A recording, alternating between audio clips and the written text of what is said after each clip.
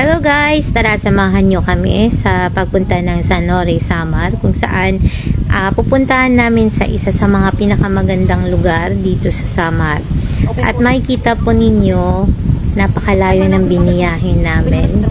Pero, sad to say, hindi po kami nakapasok dahil masama po ang panahon. Kaya, in-enjoy na lang namin mag-asawa habang nakakaano kami sa mga magandang tanawin, di ba? Nakaka-relax din yan kahit papano.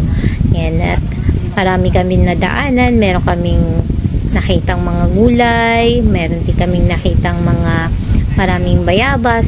Alam nyo, bilib ako dito sa lugar na to kasi napakaraming bata, pero hindi sila nag-attempt na kunin yung mga prutas na nakakalat ng kung ano-ano yung mga prutas. Hindi sila basta-basta namimitas. Ayan guys, makikita po natin yung kalsada nila.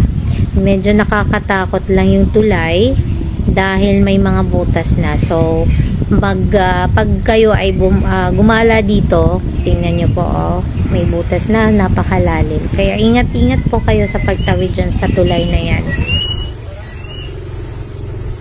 Ayan guys, pagbalik namin, binalikan namin yung nagbibenta ng gulay.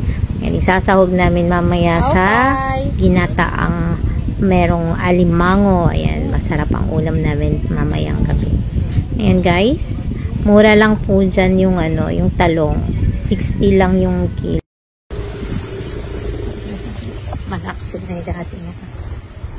At habang kami nagbibiyahe din pabalik ng Catbalogan, nakita namin yung may maraming frutas. May dragon fruit, may langka, may rambutan na makikita natin. Kasi marami pang hilaw, hindi pa siya pwedeng i-harvest. So, isahan lang.